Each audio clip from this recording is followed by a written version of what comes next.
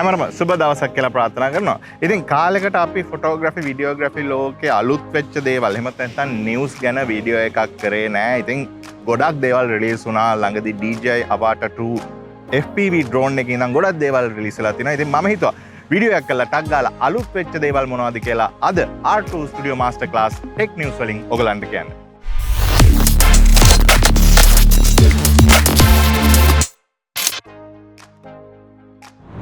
right ඉතින් news ගැන කතා කරනකොට ඉම්පෝර්ටන්ට් දේවල් මම ෆෝන් එකට දාගත්තා. මොකද ඔයගලන්ට හැමදේම කියන්න ඕනේ හින්දා එකක්වත් මිස් කරන්නේ නැතුව. පළවෙනිම ලොකු නිවුස් එක තමයි පෙරේදා DJI ලා ඒගොල්ලන්ගේ අලුත්ම FPV drone එක වෙන Avata 2 කියන FPV drone එක රිලීස් කරා. ඉතින් මම පර්සනලි තාම මේ විදිහේ FPV drone එකක් fly කරලා නැහැ. නමුත් FPV drone එකක් ගන්නවා නම් මගේ first choice එක තිබුණේ Avata drone එක. දැන් මේකේ අලුත් version එක රිලීස් කරලා තියෙනවා. අර පරණ එකේ තිබිච්ච පොඩි අඩුපාඩුකම් මගහැරලා ගොඩක් improvements එක තමයි DJI ලා මේක introduce කරලා තියෙන්නේ. ඉතින් පළවෙනිම දේ දැන් මේ අලුත් FPV drone එකට ටිකක් ලොකු sensor එකක් තියෙනවා. 1/1.3 size එකේ සාමාන්‍ය ඔයගලන්ට Air 3 වගේ drones වල image sensor එකක් මේ Avata 2 එකේ බලා ගන්න පුළුවන්. ඉතින් ඔයගලන්ට 10 bit වගේ bit rate එකකින් ගොඩක් log profile වලින් වගේ රෙකෝඩ් කරලා ගොඩක් හොඳ dynamic range එකක් මේ drone එකෙන් දැන් ගැනීමේ හැකියාව තියෙනවා. ඊට අමතරව මේ අලුත් drone එකට battery life එකේ improvement එකකුත් කරලා තියෙනවා. ඉතින් අලුත් drone එකේ ඔයගලන්ට 23 minutes වෙනකම් පාවිච්චි කරන්න පුළුවන්. පරණ එකේ විනාඩි 18ක් වෙනකම් විතරයි පාවිච්චි කරන්න පුළුවන් උනේ. අනිත් දේ තමයි පරණ drone එක බර ගත්තත් අලුත් drone එකත් එක්ක බලද්දි පොඩි grammage එකක් අඩු කරලා තියෙනවා DJI ලා. ඒ කියන්නේ drone එක පොඩ්ඩක් light weight පරණ එකත් එක්ක compare කරද්දි ඉතින් අලුත් එක ඇත්තටම gram 377ක් වගේ වෙන්නේ. පරණ එක gram 410ක් වගේ එනවා. ඉතින් මේක හොඳද නැද්ද කියලා මම දන්නේ නැහැ. මොකද සමහරවිට බර අඩු වෙනකොටත් හුළඟ තියෙන තැනක යවද්දි ඒක පොඩ්ඩක් අපහසු වෙන්න පුළුවන්. ඒ කොහොම වුණත් gram 377ක් කියන්නේ අර normal අනිත් රටවල් වල තියෙන gram 250 weightage එක. කියන්නේ අර mini series වල වගේ gram 250ට අඩු drone එකක් නෙමෙයි. ඉතින් අනිවාර්යයෙන්ම ලංකාවේ හෝ අනිත් රටවල් වල උනත් මේක register කරලා තමයි යවන්න වෙන්නේ. ඒ අනිත් එක අනිත් දේ තමයි මේකට 46GB internal memory එකක් දීලා තියෙනවා. ඒත් එක්කම memory card එක උනත් ඕගලන්ට පාවිච්චි කරන්න පුළුවන්. පරණ එකේ memory card එක දාන්න තිබ්බේ අර propeller guards තියෙන තැන වගේ ටිකක් අමාරුවෙන් තමයි කරන්න ඕනේ. ඉතින් ඒ වගේ දේවල් improve කරලා මේ අලුත් එකේ හදලා තියෙනවා. ඒත් එක්කම DJI ලා අලුතෙන් goggle 3 motion control 3 ඒ වගේ අලුත් equipments උත් මේ drone එකත් එක්ක release කරලා තියෙනවා. ඒ වගේම සේෆ්ටි පැත්තෙන් ගත්තොත් එහෙම පරණ drone එකේ downward sensors විතරයි තිබුණේ. නමුත් මේ Avata 2 එකේ backward sensor එකක් තියෙනවා. ඔයගොල්ලෝ drone එක පිටිපස්සට යවනකොට පොඩි safety feature එකකුත් එතනින් ඔයගලන්ට බලා ගන්න පුළුවන්. ඉතින් ඒ drone එක ගැන කතා කරද්දී අලුතෙන් release වෙච්ච මේ drone එකේ DJI Avata 2 එකේ විස්තර තමයි මම ඔයගලන්ට කිව්වේ. ඉතින් අපි බලමු මේකේ වෙනම වීඩියෝ එකක් ඉස්සරහදී කරන්න පුළුවන් වේද කියලා. ඊට පස්සේ තව ලොකු මං හිතන්නේ photography ලෝකේ වෙනස්ම විදියක අත්දැකීමක් ගෙනත් දෙන්න පුළුවන් වුණා. Venus Optics ලගේ Lowa කියන කම්පැනි එක. ඉතින් ඔයගොල්ලෝ සමහර විට මේ Lowa lenses ගැන අහලා ඇති. මේගොල්ලෝ Chinese කම්පැනි එකක්. නමුත් මේගොල්ලෝ ගොඩක් වෙලාවට manufacture කරේ manual focus තියෙන lens. නමුත් මාකට් එකේ ඔයගලන්ට බලා ගන්න බැරි වෙයි අර ටිකක් අමුතු lenses මේ Lowa කම්පැනි එකෙන් රිලීස් කරා. ගොඩක් වෙලාවට ඒගොල්ලන්ගේ macro lenses තියෙනවා. ඊට අමතරව ඔයගොල්ලෝ දන්නවා ඇති probe lens එකක් ඒගොල්ලන්ගේ තියෙනවා. ඒක ගොඩක් famous product photography වගේ කරන අය මේ probe lens එක පාවිච්චි කරා. ඉතින් ඒගොල්ලෝ මෑතකදී ඒගොල්ලන්ගේ අවුරුදු 10 celebrate කරා 10mm f2.8 0D ff auto focus lens එකක් එක්ක. ඉතින් මේක තමයි පළවෙනි පාරට ලෝවල auto focus lens එකක් මාකට් එකේ රිලීස් කරේ. අනිත් එක මේක full frame camera වලට හදලා තියෙන එකක් 10mm වල. ඒ කියන්නේ මාරම wide lens එකක්. මම දන්නේ මාකට් එකේ මීට ඉස්සෙල්ලා තිබුණාද කියලා මේ විදිහේ wide angle lens එකක්. හැබැයි මේකේ තියෙන අනිත් stand out feature එක මේගොල්ලෝ කියන්නේ 0D කියලා. ඒ කියන්නේ zero distortion. ඔයගොල්ලෝ මේ වගේ ගොඩක් wide lens එකක් පාවිච්චි කරත් ඔයගලන්ගේ image එක අර fish eye වගේ feel එකක් එන්නේ නැතුව distortion එකක් නැතුව ඕගොල්ලන්ගේ ෆොටෝ එක හරි වීඩියෝ එක හරි ගැනීමේ හැකියාව තියෙනවා. ඉතින් ඕගොල්ලෝ vlogging වගේ වැඩ කරන කෙනෙක් නම් මේක මම හිතන්නේ ගොඩක් dream lens එකක්. මම නැත්නම් architecture street photography කරනවා උනත් මම හිතන්නේ මේක ගොඩක් හොඳ option එකක් විදිහට කියන්න පුළුවන් අනිවාර්යෙන්ම. අනිත් දේ තමයි මේකට ගොඩාක් හොඳ close focus capability එකක් තියෙනවා. සාමාන්‍යයෙන් අඟල් 4.7ක් විතර ලං වෙනකන් ඕගලන්ට ගිහිල්ලා ඉවර වෙලා close photo ගැනීමේ හැකියාවක් තියෙනවා. ඊට අමතරව සාමාන්‍ය මේ වගේ වයිඩ් ඇන්ගල් ලෙන්ස් වල කරන්න බැරි දෙයක් තමයි ඔයගලන්ට ෆිල්ටර්ස් පාවිච්චි කරන්න බෑ. ෆිල්ටර්ස් පාවිච්චි කරනවා වෙන මෙකැනිසම් එකක් වගේ දෙයක් පාවිච්චි කරන්න වෙනවා. නමුත් මේකට ඔයගලන්ට 77mm ෆිල්ටර් ත්‍රෙඩ් එකක් තියෙනවා. ඉතින් ඔයගලන්ට වෙනම පෝලරයිසිං ෆිල්ටර්ස්, ND ෆිල්ටර්ස් වගේ දේවල් උනත් පාවිච්චි කරන්න පුළුවන්. ඉතින් ගොඩක් ඇඩ්වාන්ස් මාකට් එකේ තිබුණ නැති විදිහ ලෙන්ස් එකක් මේ Lowa වලට ඉන්ට්‍රොඩියුස් කරන්න පුළුවන් වෙලා තියෙනවා. ඉතින් මේකේ ප්‍රයිස් එක ගැන ගත්තොත් එහෙම මම ඩොලර් රේට් එක කන්වර්ට් කරපුවාම සාමාන්‍යයෙන් 2,40,000ක් වගේ තමයි වෙන්නේ. මම දන්නේ නැහැ ලංකාවට එනකොට කීයක් වගේ වෙයිද කියලා. ඒක කොහොම වුණත් මේ ප්‍රයිස් පොයින්ට් එකට මාකට් එකේ ඔයගලන්ට මේ වගේ ලෙන්ස් එකක් හොයාගන්න බෑ. ඉතින් ඒක ගොඩක් හොඳ සහ ෆොටෝග්‍රැෆි වීඩියෝග්‍රැෆි කරන කෙනෙකුට ස්පෙෂලි ඔයගොල්ලෝ වීලොගින් වගේ කරනවා නම් සෑහෙන ලොකු ඉම්ප්‍රූව්මන්ට් එකක් මේ වගේ ලෙන්ස් එකක් මාකට් එකේ රිලීස් වෙච්ච එක. ඊට පස්සේ නැවත DJI ලගෙන් announcement එකක් ආවා. DJI RS4 සහ RS4 Pro කියලා ඒගොල්ලන්ගේ අලුත්ම gimbals මාකට් එකට රිලීස් කරා. ඉතින් RS4 එක RS4 Pro කියන එක මේ දෙක අපි පරණ RS3 එකත් එක්ක කම්පෙයාර් කරනකොට ඇත්තටම කිව්වොත් එහෙම ලොකු වෙනස්කම් සිදු වෙලා නැහැ. එකක් ඇවිල්ලා මේගොල්ලෝ පාවිච්චි කරන ස්ටැබිලයිසන් ඇල්ගොරිතම් එකේ වෙනසක් වෙලා තියෙනවා. ඉතින් DJI ලා කියන විදිහට දැන් ස්ටැබිලයිසේෂන් එක ටිකක් වැඩිපුර තියෙනවා මේ අලුත් gimbals වල. ඊට අමතරව දැන් ඔයගලන්ට කිසිම attachment එකක් හරි third party gadget එකක් පාවිච්චි කරන්නේ නැතුව ඔයගලන්ගේ මේ gimbal එකේ තියෙන plate mechanism එකම horizontal වල ඉඳලා vertical වෙනකන්. ඒ කියන්නේ vertical shooting ලෝකේ ගොඩක් ජනප්‍රිය වෙන හින්දා ඉතාමත් ඉක්මනට පොඩි බැලන්ස් කිරීමක් කරලා ඉවරලා horizontal ඉඳලා vertical වෙනකන් ගිහිල්ලා shoot කිරීමේ හැකියාව මේ gimbal එකට DJI ලා introduce කරලා තියෙනවා. ඉතින් ඒක මම හිතන්නේ ගොඩක් ලොකු දෙයක්. අනිත් එක තමයි පරණ RS3 එක ගත්තොත් එහෙම මේකේ RSA port එකක් තිබුණේ නැහැ. නමුත් RS4 එකට මේගොල්ලෝ RSA port එකක් introduce කරලා තියෙනවා. ඉතින් මේකෙන් ඕගලන්ට තව additional attachment එකහුව කරලා ඉවරලා gimbal එකත් එක්ක communicate කර ගැනීම මේ communication port එකකුත් මේකේ තියෙනවා. ඉතින් මේ වගේ පොඩි improvements DJI ලා මේ RS4 එකට introduce කරලා තියෙනවා. ඉතින් ඔයගොල්ලෝ ගොඩක් vertical shooting කරනවා නම් මම හිතන්නේ මේක ගොඩක් හොඳ අප්ග්‍රේඩ් එකක්. එහෙම නැත්නම් ඔයගොල්ලෝ RS3 mini එකක් වගේ පාවිච්චි කරනවා නම් මොකද ඒකෙත් තියෙනවා මෙකැනිසම් එකක් ඔයගොල්ලන්ට vertical shoot කරන්න. මම හිතන්නේ නැහැ එහෙම ලොකුවට change කරන්න ඕනේ වෙයි කියලා. කොහොම වුණත් අලුත් gimbal එකක් මාකට් එකේ තියෙනවා ඔයගොල්ලන්ට කම්පෙයාර් කරලා ගන්න. ඉතින් ඒත් එක්කම තව announcement එකක් තමයි මේක ඇත්තටම තාම රිලීස් වෙලා නැහැ.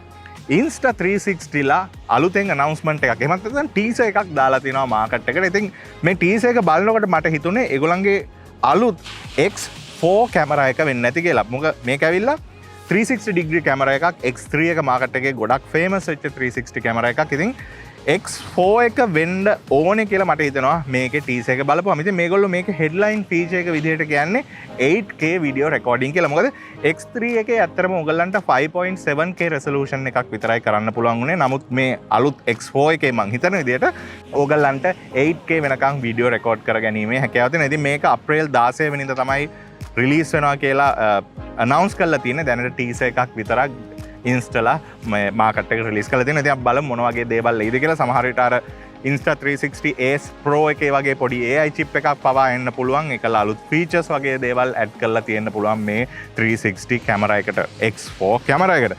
ඊට පස්සේ DJI ලගේ තව unofficial news එකක් China වලින් ඇවිල්ලා තියෙනවා. ඒ ඇවිල්ලා ඔයගොල්ලෝ DJI mics පාවිච්චි කරනවා. මම දැන් මේ පාවිච්චි කරන DJI mic original version එක. මේකේ second version එකත් ඇත්තටම කිව්වොත් එහෙම මාකට් එකට රිලීස් වෙලා තියෙන්නේ. ඉතින් මේ second version එකේ ඇත්තටම කිව්වොත් එහෙම Sony cameras වල multi interface hot shoe එකට හරියන attachment එකක්. එහෙමත් නැත්නම් adapter එකක් DJI ලා introduce කරලා කියලා තියෙනවා. ඉතින් මේ වගේ adapter එකක් පාවිච්චි කරොත් ඕගලන්ට අර 3.5mm cable එකක් පාවිච්චි කරන්න නැතුව Sony cameras එක පාවිච්චි කරනවා නම් ඒ වල තියෙන multi interface hot shoe එක පාවිච්චි කරලා කෙලින්ම communicate කර ගැනීමේ හැකියාව තියෙනවා. ඉතින් මේක තාම officially globally release වෙලා නැහැ.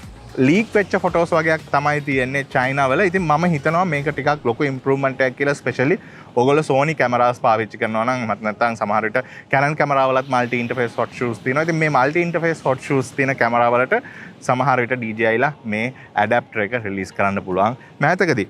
ඊට පස්සේ අපි lenses ගැන කතා කරොත් එහෙම Sigma ලගෙන් lenses කිහිපයක news වගේක් තියෙනවා. පළවෙනි එක Sigma ලා දැන් කෙලින්ම native camera lens companies එක්ක competition කරන ගානට ඇවිල්ලා තියෙනවා. ඉතින් ඔයගොල්ලෝ දන්නවා Sigma ලගේ art series එකේ lenses ලෝකේ ගොඩාක් ප්‍රසිද්ධ වෙච්ච ලෙන්ස් එකක් කියලා අනිවාර්යයෙන්ම කියන්න පුළුවන්. ඉතින් සිග්මලාගේ අලුත්ම රිලීස් එක විදිහට ඒගොල්ලෝ 50mm f1.2 DGDN art lens එකක් රිලීස් කරා Sony E mount එකට සහ Leica L mount එකට.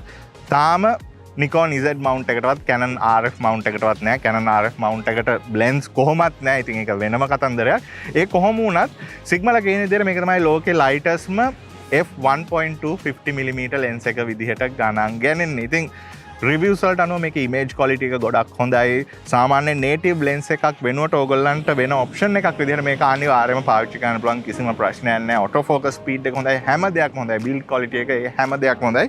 ඊට පස්සේ ප්‍රයිස් එක ගත්තත් සාමාන්‍යයෙන් ඩොලර් රේට් එක ලංකාවේ සල්ලි වලට කන්වර්ට් කරපුවාම 4,20,000ක් වගේ වෙන්නේ. ඉතින් ඔයගොල්ලෝ Sony FT50mm G Master 1.2 lens එකක් ගන්නවා නම් ඒක 5,70,000ක් වගේ. ඉතින් ප්‍රයිස් ඩිෆරන්ස් එකකුත් තියෙනවා. ඉතින් ඔයගලන්ට සල්ලි ටිකක් ඉතුරු කරගෙන best of the best ගන්න ඕන නම් මේක හොඳ lens එකක් වෙනවා. ඊට අමතරව Sigma 500mm f5.6 DGDN OS Sports prime super telephoto lens එකක් ඉන්ට්‍රොඩියුස් කරා. ඉතින් මේක මං හිතන්නේ ටිකක් වැදගත් දෙයක්. එක දෙයක් තමයි මේ ලෙන්ස් එක ගොඩක් පොඩි සහ බරෙන් අඩු ලෙන්ස් එකක්. අනිත් එක මේක 500mm ප්‍රයිම් ලෙන්ස් එකක්. zoom ලෙන්ස් එකක් නෙමෙයි. ඉතින් රිවිව්ස් වලට අනුව ෆෝකසින් ස්පීඩ් එක හොඳයි, ඉමේජ් ක්වොලිටි එක හොඳයි. කොහොමත් සිග්මලාගේ එන ආර්ට් සීරීස් එකේ සහ ස්පෝර්ට් සීරීස් එකේ ලෙන්ස් වල ඉමේජ් ක්වොලිටි එක ගොඩක් හොඳ ලෙවල් එකක තියෙනවා.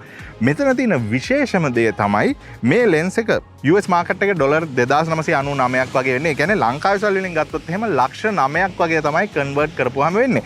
ඉතින් මේකේ ඔයගලන්ට ඕල්ටර්නේටිව් ඔප්ෂන් විදිහට Sony ලග් ලෙන්සස් විදිහට තියෙන්නේ Sony FP 400mm f2.8 G Master OS S එක.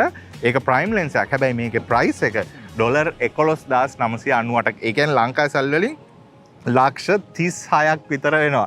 ඉතින් 400mm නැතුව ඔයගලන්ට කෙලින්ම 500mm එකක් මේ Sigma ලගින් අරගෙන ලක්ෂ 9ක් වගේ මුදලකට ගන්න පුළුවන්.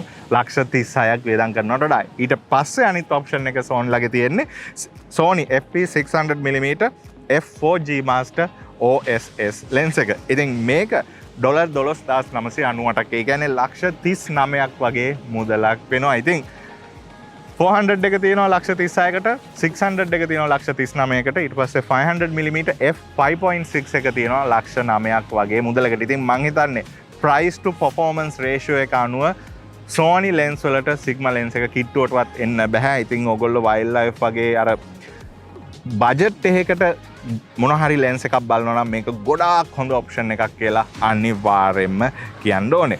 ඊට පස්සේ තව lens එකක් තමයි මෑතකේ රිලීස් වෙච්ච ඔයගොල්ලෝ අහලා ඇති Viltrox කියලා කම්පැනි එකක්. මේකත් චයිනීස් කම්පැනි එකක්. ඒගොල්ලෝ ඇත්තටම කිව්වොත් එහෙම 27mm f1.2 Pro lens එකක් රිලීස් කරා.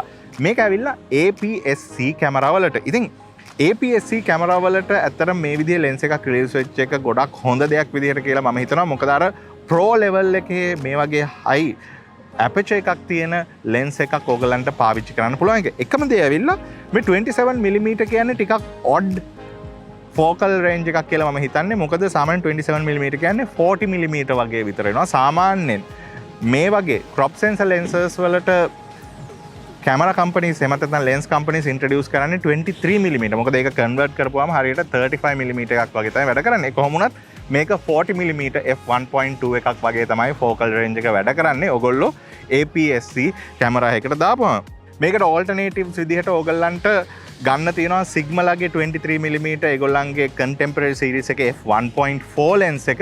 ඉතින් ඒකේ price එක ගත්තොත් එහෙම 1,65,000ක් වගේ වෙනවා. ඉතින් මේ Viltrox එකත් ඔයගලන්ට ඒ same price එකට 1,65,000ක් වගේ මුදලකට ගන්න පුළුවන්. ඉතින් මං හිතන්නේ ගොඩක් හොඳ option එකක්. ඔයගොල්ලෝ APS-C කැමරා එකක් පාවිච්චි කරනවා නම් මේ වගේ ටිකක් high aperture value එකක් තියෙන lens එකක් ගන්න පුළුවන් එක. අනිත් දේ තමයි Sirui කියන brand එකෙනුත් ළඟදී lens එකක් රිලීස් කරා. ඒගොල්ලන්ගේ ස්නයිපර් සීරීස් එකේ ඒක ඇවිල්ලා 23mm f1.2 lens එකක්. ඉතින් මේ lens එකත් ඕගලන්ට පාවිච්චි කරන්න පුළුවන් auto focus lens එකක්. ඒක සාමාන්‍යයෙන් ලක්ෂයක් වගේ මුදලකට මේ lens එක මිලදී ගන්න පුළුවන්. ඉතින් ඒ lens එකේ කිසිම අවුලක් නැහැ. එකම දේ මම reviews වල දැකපු විදිහට මේ සිරුවිලගේ ස්නයිපර් සීරීස් එකේ ලෙන්ස් වල ඔටෝ ෆෝකස් එක ටිකක් ස්ලෝ. ඉතින් ඕගොල්ලෝ පෝර්ට්‍රේට් වගේ ෂූට් එකක් කරනවා නම් කිසිම ඉෂුව එකක් නැහැ මේක පාවිච්චි කරන්න පුළුවන්. නමුත් අර ඩේ ටු ඩේ ස්ට්‍රීට් ෆොටෝග්‍රැෆි වගේ කරනවා නම් සමහර විට මේකේ ෆෝකසින් ස්පීඩ් එක ඕගලන්ට ටිකක් මදි වෙන්න පුළුවන්. ඒ කොහොම වුණත් ඕගලන්ට හොඳම බජට් ඔප්ෂන් එක ඕන නම් මේ සිරුවි ලෙන්ස් එක මම හිතන්නේ ගොඩක් හොඳ ලෙන්ස් එකක් වෙයි. ඒත් එක්කම නැවතත් Sony පැත්තට ආපුවාම Sonyලා මෑතකදී ෆර්ම්වෙයාර් අප්ඩේට්ස් මාරතෝගයක් රිලීස් කරා. මොකද Sonyලා ගොඩාක් ෆේමස් එමත් නැත්නම් කම්ප්ලේන්ට්ස් ඇවිල්ලා තියෙනවා ඒගොල්ලෝ රිලීස් කරපු කැමරාස් වලට ෆර්ම්වෙයාර් අප්ග්‍රේඩ්ස් දෙන්න ඇති එක ගැන. ඉතින් මේකට ගොඩාක් අය කම්ප්ලේන් කරලා තියෙනවා තමාගේ high end camera වලට A1 A9 මේ හැම කැමරා එකක්ම ගත්ත අයට අලුතෙන් ෆර්ම්වෙයාර්ස් අප්ඩේට් උන්නේ නැහැ. Sonyලා නිකාර කැමරා එකක් රිලීස් කරනවා ඒක අමතක කරනවා අලුත් කැමරා එකක් හදනවා. අන්න ඒ වගේ සිස්ටම් එකකට හිටියේ.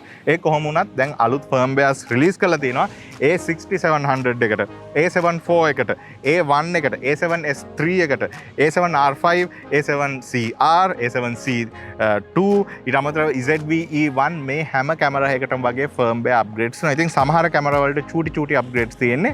නමුත් සමහර කැමරා වලට ගොඩක් ඩ්‍රාස්ටික් අප්ග්‍රේඩ්ස් තියෙනවා. ස්පෙෂලි A7S3 A1 වගේ කැමරා වලට. හැබැයි A1 කැමරා එකේ ෆර්ම්වෙයාර් අප්ග්‍රේඩ් එකෙන් පස්සේ මම හිතන්නේ version 2 අප්ග්‍රේඩ් එක ඒකෙන් පස්සේ ඇත්තටම කිව්වොත් එහෙම පොඩි ඉෂුස් වගේක් ආවා. ස්පෙෂලි ඕගොල්ලෝ Wi-Fi වලින් මොන හරි ෆෝන් එකකට වගේ දෙයකට කනෙක්ට් වෙනකොට error messages එනවා, stability issues වගේ දේවල් report වුණා. ඉතින් මේ දේවල් එක්ක ඇත්තටම කිව්වොත් එහෙම Sonyලා A1 කැමරා එකේ තිබිච්ච ෆර්ම්වෙයාර් එක සස්පෙන්ඩ් කරා. මම දන්නේ ඒක ආයි රීකන්ටිනියු කරලා තියෙනවද කියලා. ඉතින් කාගාව හරි A1 කැමරා එකක් තියෙනවා නම් අපිට කමෙන්ට් එකක් දාන්න දැනගන්න අලුතෙන් 2.01 වගේ version එකක් මොන හරි Sonyලා ඉන්ට්‍රොඩියුස් කරාද කියලා. මම දන්න විදිහට නම් එහෙම දෙයක් තාම නැහැ. නමුත් අනිත් කැමරාස් වල එහෙම ලොකු කම්ප්ලේන් එකක් නැහැ. ඉතින් ඔයගොල්ලන්ට Sony කැමරා එකක් අර මම කියපු ලිස්ට් එකේ තියෙනවා නම් මේක දාලි වෙලා අප්ග්‍රේඩ් කරගැනීමේ හැකියාව තියෙනවා. ඊට අමතරව තව unofficial news එකක් විදිහට unofficial කියන්නත් බෑ official news එකක් Sonyලා අලුතෙන් බේක් කරනවා අලුත්ම medium format image sensor එකක්. ඉතින් Sonyලා කියන විදිහට මේක megapixel 247ක image sensor එකක් back side illuminated sensor එකක්. ඉතින් මේකේ නම කියලා තියෙන IMX811 AAQR කියන code name එකෙන් තමයි තියෙන්නේ. ඉතින් අනාගතයේදී සමහර විට Fujiලාගේ GFX එමත් නැත්නම් Hasselblad කැමරාස් වලට කම්පිටිෂන් එකක් විදිහට Sonyලාගේ මේ අලුත් මීඩියම් ෆෝමැට් සෙන්සර් එකත් එක්ක කැමරාස් මාකට් එකේ බලා ගන්න පුළුවන් වෙයි.